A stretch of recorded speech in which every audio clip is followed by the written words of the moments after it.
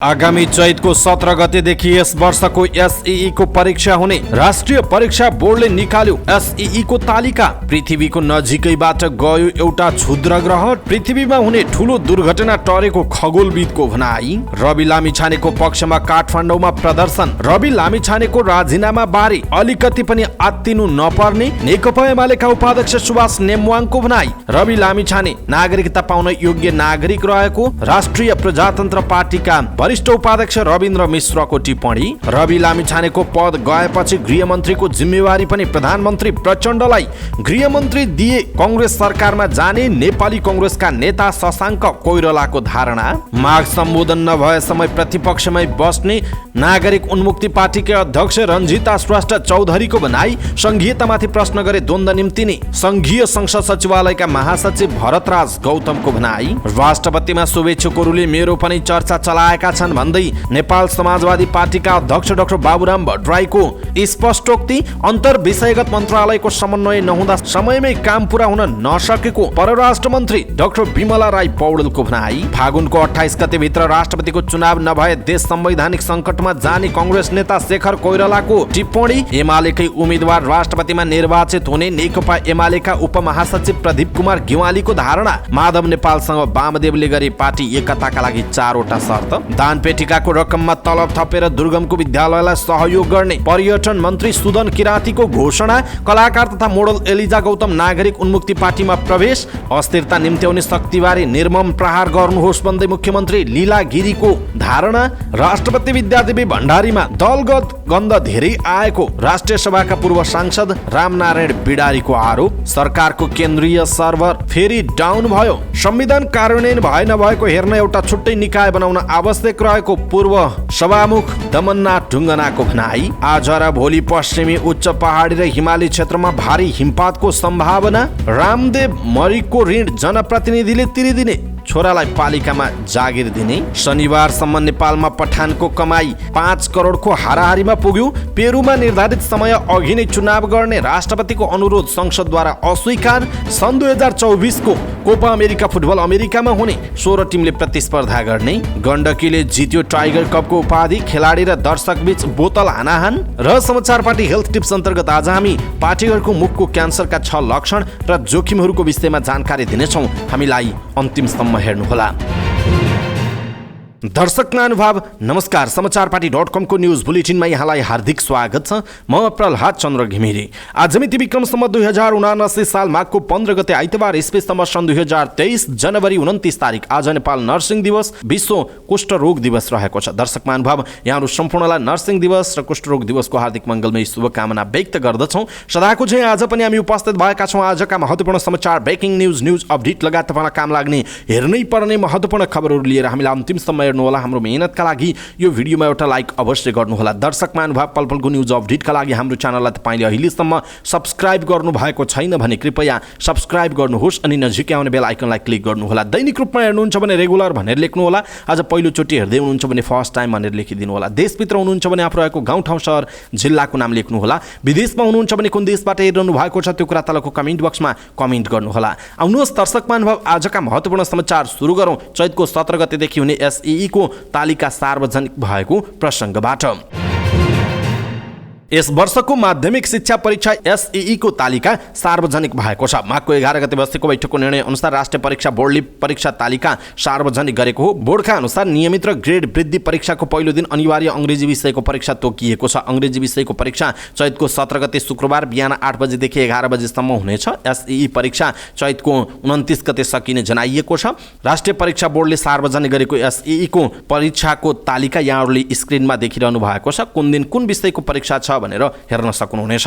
र यस वर्षको परीक्षामा सहभागी हुन लागिरहेका सम्पूर्ण विद्यार्थीहरूलाई अग्रिम सफलताको शुभकामना छ। तपाईले परीक्षाको तयारी राम्रोसँग गर्नुहोला। एउटा क्षुद्र ग्रह पृथ्वीको नजिकै भएर गएको अमेरिकाका खगोलविदहरूले बताएका छन्। एउटा मिनी बस जत्रो आकारको क्षुद्र ग्रह वा अन्तरिक्ष चट्टान पृथ्वीभन्दा 3600 किलोमिटर नजिकसम्म आएर पार भएको खगोलविदहरूलाई उद्धृत गर्दै बीबीसीले जनाएको छ।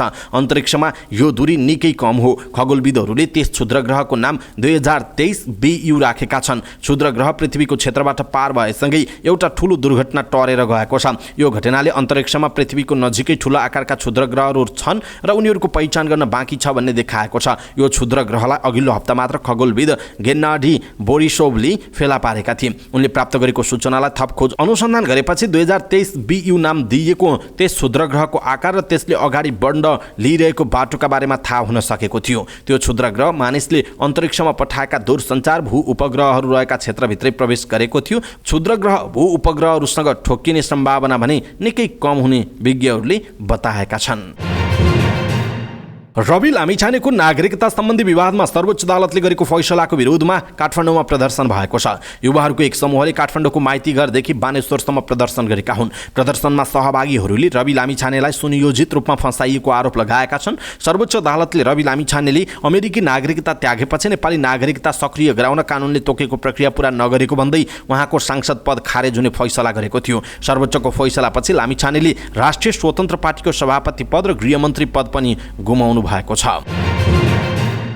सत्तारूढ दल नेकपा एमालेका उपाध्यक्ष सुभाष चन्द्र नेमुवाङले मुलुकको पछिल्लो राजनीतिक परिस्थितिबाट कोही पनि आत्तिनुपर्ने अवस्था नरहेको बताउनु भएको छ। सर्वोच्च अदालतको फैसलापछि गृहमन्त्री रवि लामिछानेले पद त्याग गर्नु परेको प्रसङ्ग उल्लेख गर्दै उहाँले हरेक समस्या संविधान अनुसार नै समाधान हुन सक्ने बताउनुभयो। शहीद दिवसको अवसर पारेर नेकपा एमालेले च्यासल स्थित पार्टी केन्द्रीय कार्यालयमा आयोजना गरेको कार्यक्रममा बोल्दै रवि लामिछानेको मुद्दामा अदालतले गरेको फैसलाले सरकारमा समस्या नआउने सङ्केत पनि गर्नुभएको छ। सम्मानित सर्वोच्च अदालतले अहिलेको हाम्रो गृहमन्त्री उहाँले राजीनामा गर्नुपर्ने अवस्था भयो नि, के हुन्छ? यी सबै घटनाक्रमहरूलाई स्वाभाविक रूपमा जनताले बनाएको यो संविधान अन्तर्गत हामी राजनीतिक दलले एउटा टुङ्गोमा पुर्याउँछौँ। उहाँले भन्नुभयो यसमा अलिकति पनि आत्तिनुपर्ने चिन्ता गर्नुपर्ने कुरा छैन। यस्ता कुराहरू उत्पन्न हुन्छन्, त्यो अवस्थालाई हामी सम्बोधन गर्छौँ भनेर सोचेरै यो संविधान बनाइएको हो, उहाँको भनाइ छ। प्रतिनिधि सभामा 20 सिट जितेको दल राष्ट्रिय स्वतन्त्र पार्टीका सभापति रवि लामिछानेले अमेरिकाको नागरिकता त्यागेपछि नेपाली नागरिकता लिन पुर्याउनु पर्ने प्रक्रिया पूरा नगरेको घटनामा सर्वोच्च अदालतले उहाँको सांसद पद खारेज हुने फैसला गरेको थियो। सो घटनापछि लामिछाने गृहमन्त्रीबाट पद मुक्त हुनु भएको छ भने राष्ट्रिय स्वतन्त्र पार्टीको अध्यक्ष पनि गुमाउनु भएको छ। वर्तमान सरकारको महत्त्वपूर्ण साझेदार राष्ट्रिय स्वतन्त्र पार्टीका सभापतिको नागरिकता खारेज प्रकरणले सरकारमै समस्या आउने त होइन भन्ने चासो र चिन्ता भइरहेका बेला नेमुवाङले आत्तिनुपर्ने अवस्था नरहेको बताउनु भएको हो। राष्ट्रिय प्रजातन्त्र पार्टीका वरिष्ठ उपाध्यक्ष रविन्द्र मिश्रले रवि लामिछाने अनागरिक र राज्यविहीन नभएको बताउनु भएको छ। धेरैले लामिछानेलाई अनागरिक र राज्यविहीन भनेको भन्दै उहाँले सामाजिक सञ्जालमा पोस्ट गर्दै लामिछाने नेपालको संविधान अनुसार नेपाली नागरिक प्रमाणपत्र प्राप्त गर्न योग्य नागरिक भएको बताउनुभयो। नेपालको संविधान पृष्ठ 4 मा नेपालको नागरिकता प्राप्त गर्न योग्य व्यक्तिहरू नेपालको नागरिक हुनेछन् उहाँले लेख्नु भएको छ। उनी नागरिकता प्रमाणपत्र प्राप्त गर्न योग्य नेपाली नागरिक हुन्, तसर्थ उनी अनागरिक राज्यविहीन होइनन् उहाँको भनाइरहेको छ।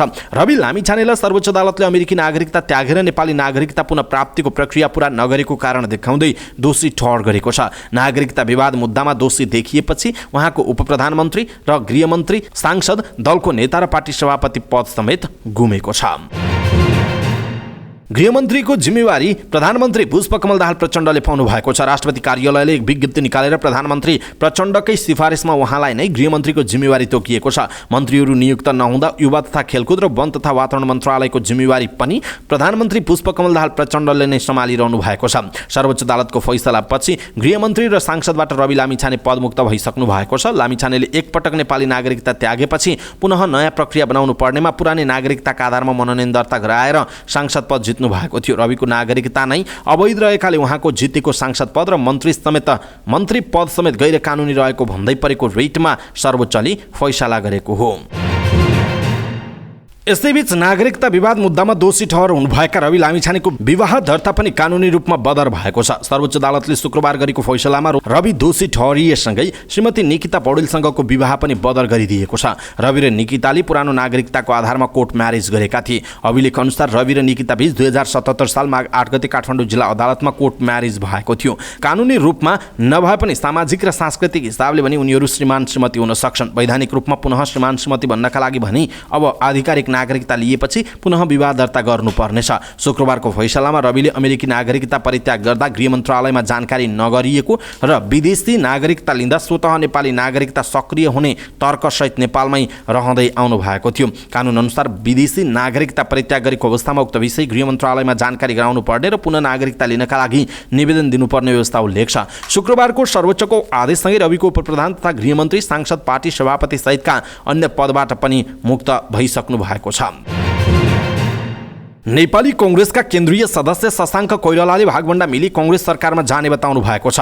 शनिबार चितवन पुग्नुभएका कोइरालाले सम्मानजनक मन्त्रीहरू पाए सरकारमा जाने बताउनु भएको हो। अहिलेको सरकार एकदम ढुलमुलवाला सरकार हो, त्यसैले अहिले नै हाम्रो प्रयत्न सरकारलाई बलियो बनाउने हुन्छ। उनीहरू पनि हामीलाई केही दिनु पर्यो। उहाँले भन्नुभएको छ, राष्ट्रपति दिन्छन् कि अथवा भागभण्डा गरेर मन्त्री पद दिन्छन्, यो त रणनीतिमा भर पर्छ, उहाँको भनाइ छ। गृहमन्त्री पद पाए कांग्रेस सरकारमा जान्छ भन्ने प्रश्नमा कोइरालाले गृहमन्त्री दिएपछि सरकार जाने बताउनु भयो। कोइरालाले सत्ता गठबन्धनको निर्णय अनुसार कांग्रेसले आफ्नो रणनीति बनाउने बताउनु भयो। कुराकानीकै क्रममा कोइरालाले नेकपा माओवादी केन्द्र कांग्रेसलाई राष्ट्रपति दिने पक्षमा रहेको संकेत गर्नुभयो। कांग्रेसले राष्ट्रपतिमा आफ्नो उम्मेदवारी दिने कोइरालाले दाबी समेत गर्नुभएको छ। यस विषयमा सभापति शेरबहादुर देउवाले अन्य दलहरूसँग छलफल थालेको उहाँले बताउनुभयो। नागरिक उन्मुक्ति पार्टीकी अध्यक्ष रञ्जिता श्रेष्ठ चौधरीले आफ्नो पार्टीको माग सम्बोधन नभएसम्म सङ्घ वा प्रदेश कुनै पनि सरकारमा सहभागी नहुने अडान राख्नुभयो। सरकारलाई समर्थन गरेको नागरिक उन्मुक्ति पार्टीका अध्यक्ष श्रेष्ठले भुटबलमा पत्रकारहरूसँग कुराकानी गर्दै रेशम चौधरी लगायतका टिकापुर घटनाका बन्दीहरूलाई रिहाई नगरेसम्म सङ्घ र प्रदेश कतै पनि सरकारमा सहभागी नहुने बताउनुभयो। सरकारले आफूहरूको माग सम्बोधन गर्ने भनेकाले त्यो पूरा भएपछि मात्रै सरकारमा जान सक्ने उहाँको भनाइ छ। आफ्नो पार्टीको माग र मुद्दा सम्बोधन नभएसम्म सुदूरपश्चिम प्रदेश सरकारलाई विश्वासको मत दिने पक्षमा आफूहरू नरहेको पनि उहाँले बताउनु भएको छ। अध्यक्ष श्रेष्ठले टिकापुर घटनामा निर्दोष रहेका आफ्ना पार्टीका नेता कार्यकर्ताहरूलाई जेल मुक्त गर्ने काममा ढिलाइ नगर्न पनि सरकारलाई आग्रह गर्नुभएको छ। संघीय संसद सचिवालयका महासचिव भरतराज गौतमले संघीयतामाथि प्रश्न गरेमा द्वन्द्व निम्ताउने बताउनुभयो। काठमाडौँमा भएको संसदीय अध्ययन तथा विकास संस्थापनाको अन्तर्क्रिया कार्यक्रममा उहाँले संघीयतामाथि प्रश्न गरेर द्वन्द्व ननिम्त्याउन सम्बन्धित पक्षहरूलाई आग्रह गर्नुभयो। महासचिव गौतमले हरेक 15 वर्षमा देशको संविधान परिवर्तन गरेर जान नसकिने बताउनुभयो। संघीयतालाई जति ठुलो विषय बनाइन्छ त्यति नै फस्दै जाने सम्भावना रहेको पनि उहाँको जिकिर रहेको छ। नेपाल समाजवादी पार्टीका अध्यक्ष डाक्टर बाबुराम भट्टराईले राष्ट्रपतिमा राष्ट्रिय सहमति हुने पात्र खोज्नुपर्ने बताउनुभयो। गोर्खामा पत्रकारहरूसँग कुराकानी गर्दै उहाँले अस्थिर राजनीतिक परिवेशमा देशको अभिभावकीय संस्थाको नेतृत्वमा राष्ट्रिय सहमति हुन आवश्यक रहेको बताउनुभयो। सकेसम्म सरकार निर्माण लगायत सबै विषयमा यो 5 वर्ष राष्ट्रिय सहमति गरेर जाउँ, नभए कमसेकम देशको अभिभावकको रूपमा परिकल्पना गरिएको राष्ट्रपति चाहिँ सबैको सहमतिमा बनाऊँ भन्ने बहस चलिरहेको छ। उहाँले भन्नुभएको छ, त्यसमा कहाँ गएर कुन व्यक्तिमा सहमति बन्छ अहिले भन्न सकिँदैन, उहाँको भनाइ छ। राष्ट्रपतिमा तपाईको पनि नाम आएको छ नि भन्ने पत्रकारहरूको प्रश्नमा भट्टराईले शुभचिन्तकहरूले नाम लिएको बताउनुभयो। मलाई के लाग्छ भने शासकीय स्वरूप र निर्वाचन प्रणाली नबदलिएसम्म अस्थिरताको खतरा हुन्छ, त्यसैले राष्ट्रिय सहमतिका लागि नै निरन्तर पैरवी गरेको छु। उहाँले भन्नुभयो, सायद त्यसैमा आधारित भएर होला कतिपय शुभेच्छुकले पनि एउटा पात्र हुन सक्छु भन्ने चर्चा चलाउनु भएको छ। म आफैले त्यसबारे बोल्नु समयभन्दा अगाडि हुन्छ, उहाँको भनाइ छ। अहिले पनि राष्ट्रिय राजनीतिमा अन्यल र अस्थिरताको सङ्केत मिलिरहेको भन्दै भट्टराईले त्यसलाई स्थिरतातर्फ ल्याउन राष्ट्रिय सहमतिको आवश्यकता रहेको बताउनुभयो। परराष्ट्र मन्त्री डाक्टर बिमला राई पौड्यालले अन्तर्विषयगत मन्त्रालयको समन्वय नहुँदा समयमै पूरा गर्नुपर्ने परियोजनाहरू नसकिएको बताउनुभयो। विश्व भोकमरी रिपोर्ट सार्वजनिक कार्यक्रमलाई सम्बोधन गर्दै उहाँले यस्तो बताउनु भएको हो। उहाँले कतिपय नीतिमा समस्या भएका कारण पनि समयमै सकिनुपर्ने कामहरू पूरा हुन नसकेको बताउनुभयो। उहाँले नीति र बजेटहरूमा सरकारको समन्वयात्मक व्यवस्थापन हुन नसक्दा पनि समस्या आइरहेको उल्लेख गर्नुभयो। मन्त्री पौडेलले नेपाल भौगोलिक विविधताका कारण विश्वमा उब्जनी नहुने उत्पादनहरू पनि उब्जाउन सक्ने क्षमताको भए पनि भौगोलिक विविधताको आवश्यकता अनुसार प्रयोग गर्न असफल भइरहेको उल्लेख गर्नुभएको छ। उहाँले मानव स्रोतको विविधतालाई पनि नेपालले सही रूपमा सदुपयोग गर्न नसकिरहेको बताउनुभयो। नेपाली कांग्रेसका नेता एवं सांसद शेखर कोइरालाले फागुनको 28 गते अगाडि राष्ट्रपतिको चुनाव भइसक्नुपर्ने बताउनुभयो। विराटनगरमा प्रेस युनियन प्रदेश 1 को प्रथम अधिवेशनमा सांसद कोइरालाले फागुन 28 गते अगाडि राष्ट्रपतिको चुनाव नभए देशमा संवैधानिक सङ्कट आउने दाबी गर्नुभएको हो। उहाँले देशका लागि संविधानभन्दा माथि नभई संविधान मातहत रहने राष्ट्रपति आवश्यक रहेको बताउनुभयो। यसअघि सदनबाट पारित भइसकेको नागरिकता विधेयक राष्ट्रपतिले संविधान विपरीत अल्झाएको भन्दै अब संविधानलाई स्वीकार गरेर अगाडि बढ्ने राष्ट्रपति चाहिने बताउनुभयो। उहाँले राष्ट्रपति पदमा कांग्रेसले उम्मेदवार दिने पनि बताउनु भएको छ। यसैबीच नेकपा एमालेका उपमहासचिव प्रदीप कुमार गेवालीले नेकपा एमालेका उम्मेद्वार नै राष्ट्रपतिमा निर्वाचित हुने बताउनु भएको छ। प्रेस चौतारी पाल्पाले आयोजना गरेको पत्रकार सम्मेलनमा उहाँले सत्ता गठबन्धनको तर्फबाट एमालेले राष्ट्रपतिमा उम्मेदवारी दिने र त्यसमा राष्ट्रिय सहमति कायम गर्न कांग्रेस पनि सहभागी हुन सक्ने धारणा व्यक्त गर्नुभयो। राष्ट्रिय सहमतिमा राष्ट्रपति चयन गर्न प्रधानमन्त्री पुष्पकमल दाहाल प्रचण्डले कांग्रेसलाई पनि कन्भिन्स गर्न सक्ने उहाँले बताउनुभयो। कांग्रेसले प्रधानमन्त्रीलाई विश्वासको मत दिएर धमिलो खोलामा माछा मार्न खोजेको बताउँदै उहाँले पद साट्न र सत्ता मोहको पछि लाग्दा कांग्रेस असल प्रतिपक्ष बन्न समेत नसकेको आरोप लगाउनु भएको छ। नेकपा एकीकृत समाजवादीका अध्यक्ष माधव कुमार नेपालसँग वामदेव गौतमले पार्टी प्रवेश गर्न 4 शर्त राख्नु भएको छ। नेकपा एमाले परित्याग गर्नुभएका घनश्याम मुसालाई पार्टी प्रवेश गराउनु भएका अध्यक्ष नेपालले गौतमसँग पनि कुराकानी गर्नुभएको थियो। अब अलग्गै नबस्नुहोस्, एउटै पार्टीमा बसेर बाँकी कुरा गरौँला भन्नुभएको छ। एकीकृत समाजवादीका एक पदाधिकारीले भनेका छन् वामदेवले राखेको शर्तमा पार्टीभित्र छलफल गर्न सकिने नेपालले बताएको उल्लेख छ। तर गौतमले भने अलग्गै पार्टीको नेतृत्व गरिरहेकाले थप छलफल नगरी पार्टी प्रवेश नगर्ने बताउनुभयो। गौतमको शर्तमा 3वटा सैद्धान्तिक विषयहरू छन्। पहिलो, जनताको बहुदलीय जनवाद जवजलाई मार्गदर्शक सिद्धान्त मान्नुपर्ने गौतमको शर्त छ। एमालेले 5औं महाधिवेशनपछि जवजला मार्गदर्शक सिद्धान्त मान्दै आएको छ। तर एकीकृत समाजवादीका नेताहरूले पनि अब मार्क्सवाद लेनिनवाद मात्रै मार्गदर्शक सिद्धान्त हुने बताउँदै आएका छन्। गौतमको दोस्रो शर्त हो प्रत्यक्ष निर्वाचित राष्ट्रपति वा प्रधानमन्त्री। यो विषयमा पनि छलफल गर्न सकिने एकीकृत समाजवादीका नेताहरूले बताउने गरेका छन्। तेस्रो शर्तका रूपमा गौतमले समानुपातिक निर्वाचन प्रणाली अपनाउनु पर्ने भन्नुभएको छ। यसबाहेक भने गौतमले आफूले नेतृत्व गरेको समूहका नेताहरूलाई व्यवस्थापनको प्रतिबद्धता पनि माग्नु भएको जनाइएको छ। संस्कृति पर्यटन तथा नागरिक उड्डयन मन्त्री सुदन किराँतीले खादामालाको सट्टामा राखेको दानपेटिकामा सङ्कलन भएको रकम शिक्षा क्षेत्रमा लगानी गर्ने बताउनुभयो। दानपेटिका बन्द गरिएको जानकारी दिँदै मन्त्री किराँतीले आफ्नो 1 महिनाको तलब समेत थपेर दुर्गमको विद्यालयलाई सहयोग गर्ने घोषणा व्यक्त गर्नुभयो। मन्त्री भएपछि किराँतीले खादा र माला लगाएर बधाई दिनुको सट्टा सहयोग गर्न भन्दै दानपेटिका राख्नु भएको थियो। बिदा बाहेक 7 दिनमा दानपेटिकामा सङ्कलित रकम आफ्नो 1 महिना र सचिवालयको 15 दिनको सुविधा समेत जोडेर 6,434 रकम जम्मा भएको मन्त्री किराँतीले बताउनुभयो। सङ्कलन भएको रकम दुर्गमको विद्यालयमा अक्षयकोष स्थापनार्थ उपयोग गरिने उहाँले बताउनु भएको छ। विद्यालय छनौट गरी चाँडै हस्तान्तरण गर्ने पनि किराँतीको भनाइरहेको छ। कलाकार तथा मोडल एलिजा गौतम नागरिक उन्मुक्ति पार्टीमा प्रवेश गर्नु भएको छ। शनिबार रूपन्देहीको भैरहवा स्थित होटल दरबार ल्यान्डमा आयोजित कार्यक्रममा उहाँ पार्टी प्रवेश गर्नुभयो। गौतमलाई पार्टी अध्यक्ष तथा सांसद रञ्जिता श्रेष्ठले फुलमालासहित पार्टी प्रवेश गराउनुभयो। उहाँलाई पार्टी प्रवेश गराएर महत्त्वपूर्ण जिम्मेवारी दिन लागि आकलन गरिएको छ। सो कार्यक्रममा लुम्बिनीबाट राष्ट्रिय सभाको माघ 25 गते उपनिर्वाचनमा उम्मेद्वार बन्नुभएका राजेन्द्रवीर राय पनि पार्टीमा प्रवेश गरेको जनाइएको छ। पार्टी प्रवेशपछि एलिजालाई उपाध्यक्ष बनाउने नागरिक उन्मुक्तिको योजना रहेको चर्चा छ। उक्त कार्यक्रममा अन्य व्यक्तिहरूलाई पनि पार्टी प्रवेश गराइएको थियो। 5 वर्ष अघिको फिल्म अनुरागबाट फिल्ममा डेब्यू गरेकी एलिजाको अर्को फिल्म घुइँचो घोषणा भएको थियो तर बन्न सकेको छैन। उनले केही म्युजिक भिडियोमा समेत काम गरेकी छिन्। उनी रिपोर्टर्स क्लबका अध्यक्ष ऋषि धमलाकी श्रीमती हुन्।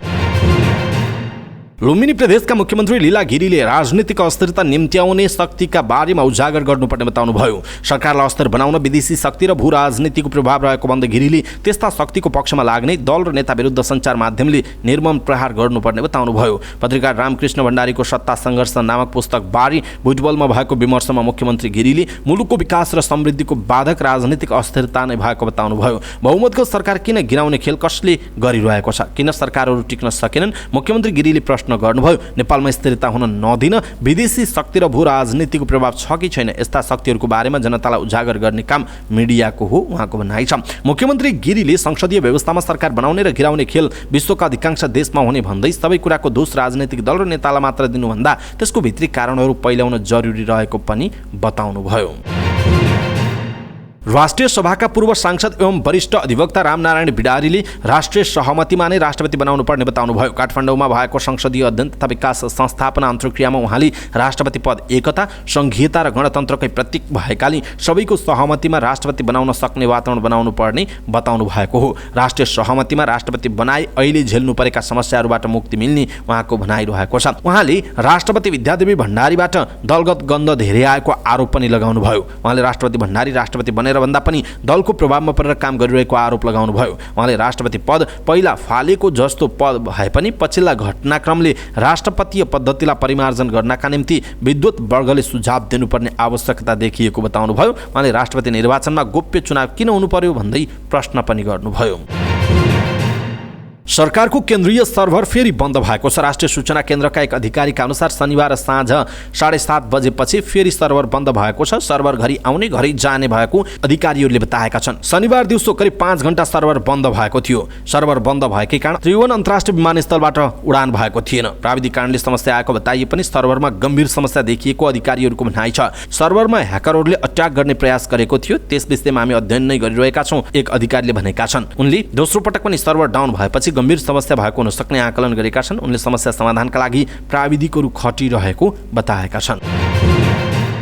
पूर्व सभामुख दमननाथ ढुङ्गानाले संविधान कार्यान्वयन भए नभएको हेर्नका लागि एउटा छुट्टी निकाय बनाउन आवश्यक रहेको बताउनु भएको छ। काठमाडौँमा भएको संसदीय अध्ययन तथा विकास संस्थापना अन्तर्क्रिया कार्यक्रमलाई सम्बोधन गर्दै उहाँले यस्तो बताउनु भएको हो। उहाँले संविधान बनाउने तर कार्यान्वयन नहुने समस्या भएको भन्दै संविधानको पूर्ण कार्यान्वयनका लागि संविधान कार्यान्वयन भए नभएको हेर्ने छुट्टी निकाय बनाउन आवश्यक रहेको बताउनुभयो। उहाँले नेपालमा दूरदृष्टि राखेर संविधान निर्माण गर्न नसकिएको पनि बताउनु भएको छ। उहाँले तत्कालका लागि सोचेर कोही मानिसलाई मन्त्री हुनबाट वा अन्य प्रयोजनका लागि रोक्न संविधान बन्ने गरेको प्रति दुःख व्यक्त गर्नुभयो। पूर्व सभामुख ढुङ्गानाले अहिलेको संविधान कसैलाई पनि नमान्ने किसिमको संविधान भएको बताउनुभयो।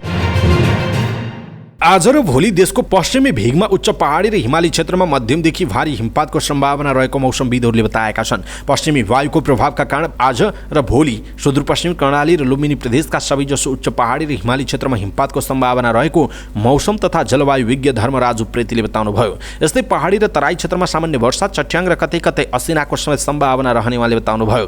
भारतको मौसम विभागले यो हिउँदमा पहिलो पटक हिमाचल प्रदेश, जम्मू कश्मीर र पूर्वी राजस्थानमा चेतावनी जारी गरेको छ। विभागले ती क्षेत्रमा ठूलो वर्षा र हिमपातको सम्भावना रहेकाले सावधानी अपनाउन भनेको छ। त्यही प्रणालीको असरले नेपालको पश्चिमी भेगमा हिमपात र वर्षाको सम्भावना रहेको छ। वर्षा र असिनाका कारण तराईमा तोरी खेतीमा क्षति पुग्ने जोखिम छ भने यातायात दुर्घटनाको जोखिम पनि हुने भएकाले सावधानी अपनाउन जलवायु विपद विज्ञ धर्मराज उप्रेतीको सुझाव छ। बागमती प्रदेशसहित पूर्वी भागमा पनि यसपालि पनि वर्षा तथा हिमपातको सम्भावना कम देखिएको उप्रेतीले बताउनुभयो। यसअघि यही हप्ता पनि पश्चिमी क्षेत्रमा सामान्य वर्षा र हिमपात भएको भए पनि काठमाडौँ सहित पूर्वका क्षेत्रमा हिउँदमा वर्षा भएको छैन।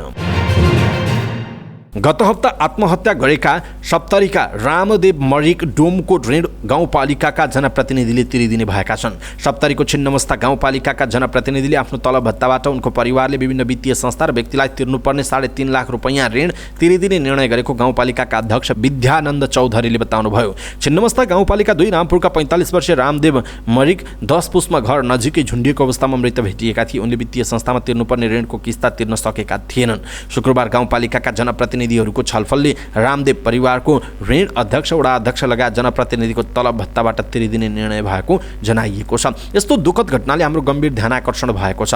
उनको विभिन्न वित्तीय संस्था र गाउँघरको लगाएर 3.5 लाख रुपैयाँ ऋण रहेको हामीले थाहा पाएका छौँ। हामी जनप्रतिनिधि बसेर आफ्नो तलब भत्ताबाट सबै ऋण तिरिदिने निर्णय गरेका छौँ, अध्यक्ष चौधरीले भन्नुभएको छ। Shahrukh Khan star Bollywood film पठानले 3 दिनमा नेपाली बक्स अफिसमा 3 करोड रुपैयाँ हाराहारीमा कमाई गरेको छ। बुधबारदेखि रिलिज भएको यो फिल्मले शनिबार एकै दिनमा 1.5 देखि 2 करोडसम्म कमाई गर्ने प्रक्षेपण गरिएको छ। जस अनुसार प्रदर्शनको 4 दिनसम्म फिल्मको कुल कमाई 4.5 देखि 5 करोड ग्रस पुग्ने प्रक्षेपण छ। शनिबार मल्टिप्लेक्स र सिंगल स्क्रिन सहित देशभरका हलहरूको अकुपेन्सी 100% जस्तै देखिएको छ। जस अनुसार फिल्मको शनिबार मात्रै कमाईमा उछाल आएको उल्लेख छ। पहिलो दिन बुधबार फिल्मले 1 करोड भन्दा बढीको ओपनिङ गरेको थियो। पठान देखाउन बन्द भएका 6 वटा नेपाली सिंगल स्क्रिन समेत सञ्चालनमा आएका थिए। शाहरुखको फिल्म 4 वर्षपछि रिलिज भएकाले पनि दर्शक माझ पर्खाइरहेको थियो। फिल्मले भारतीय बक्स अफिसमा 3 दिनमा 201 करोड र विश्वभर 313 करोड भारूको कमाई गरेको बलिउड व्यापार विश्लेषक तरण आदर्शले जनाएका छन्। पेरुमा निर्धारित समयभन्दा पहिला नै आम चुनाव गर्न राष्ट्रपतिले गरेको अनुरोध संसदले अस्वीकार गरेको छ। आउँदो डिसेम्बरमा आम चुनाव गर्न राष्ट्रपति डिना बोलुआर्टेले गरेको अनुरोध पेरुको संसदले अस्वीकार गरेको समाचार संस्था एएफपीले जनाएको छ। राष्ट्रपतिले चुनावका लागि गरेको प्रस्तावको पक्षमा 45 र विपक्षमा 65 मत परेको छ। गएको महिना सदनले सन् 2026मा हुनुपर्ने चुनावलाई आउँदो वर्ष अप्रिलमा गर्न सहमति जनाएको थियो। तर पूर्व राष्ट्रपति पेड्रो कास्टिलोलाई पक्राउ गरेपछि देशभर राष्ट्रपति बोलुआर्टेको राजीनामाको माग गर्दै हिंसात्मक विरोध प्रदर्शन भएको छ। सुरक्षाकर्मी र प्रदर्शनकारी बीच भएका झडपमा 47 जनाको ज्यान गइसकेको छ। विरोध प्रदर्शनका कारण धेरैजसो सडक बन्द भएका छन्। खाद्यान्न, इन्धन लगायत अरू आधारभूत वस्तुको अभाव भएको छ। पेरुको स्वतन्त्र मानवाधिकार कार्यालयले सडकमा भएको अवरोधका कारण उपचार नपाएर 2 जना शिशु सहित 10 जना सर्वसाधारणको ज्यान गएको जनाएको छ।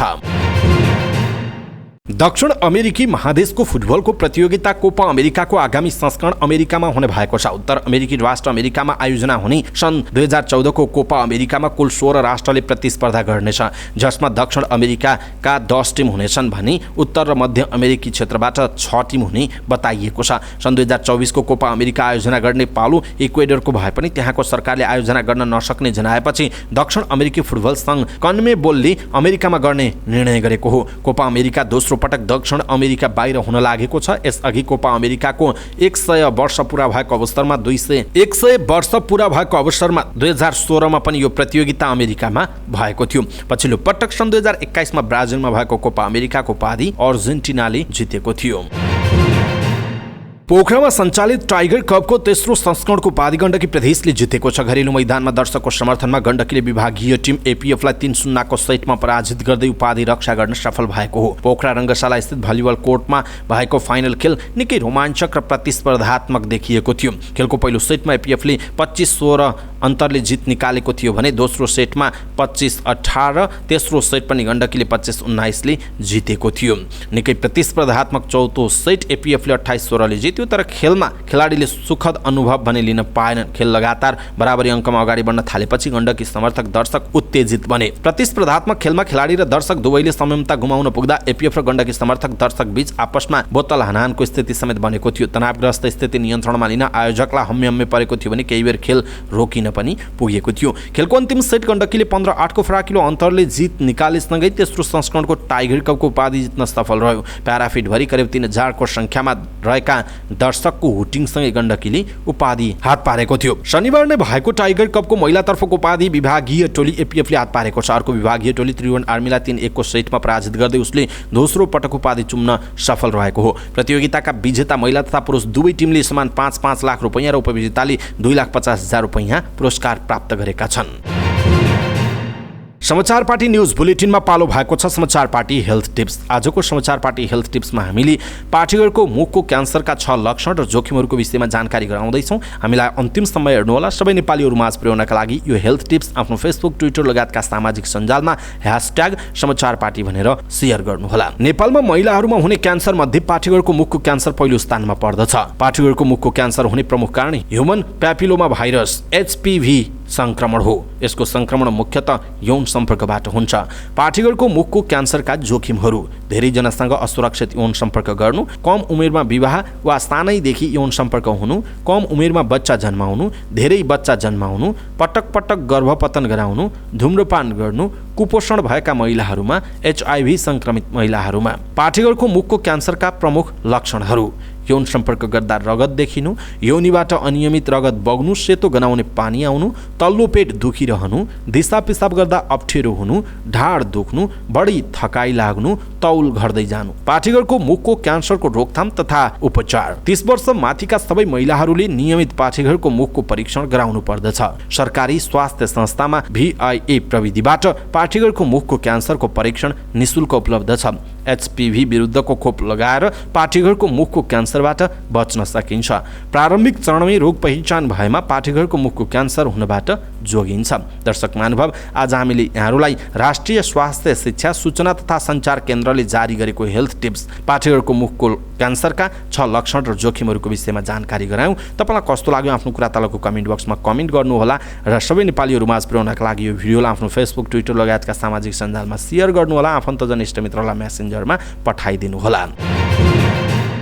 हवस् त दर्शक महानुभाव, आजका महत्त्वपूर्ण समाचार, ब्रेकिङ न्युज अपडेट लगायत तपाईँलाई काम लाग्ने हेर्नै पर्ने महत्त्वपूर्ण खबरहरू यति नै। हामीले प्रस्तुत गरेका यी समाचारहरूप्रति तपाईँको धारणा के छ? आफ्नो धारणा तलको कमेन्ट बक्समा कमेन्ट गर्नुहोला। हाम्रो मेहनतका लागि यो भिडियोमा एउटा सानो लाइक अवश्य गर्नुहोला। दर्शक महानुभाव, पलपलको न्युज अपडेटका लागि हाम्रो च्यानललाई तपाईँले अहिलेसम्म सब्सक्राइब गर्नुभएको छैन भने कृपया सब्सक्राइब गर्नुहोस् अनि नजिकै आउने बेल आइकनलाई क्लिक गर्नुहोला। समाचारपाटी.com को साँझ पखको समाचार पार्टी न्युज बुलेटिन आज साँझ 5 बजे प्रसारण हुनेछ। समाचारपाटी.com हेर्दै गर्नुहोला।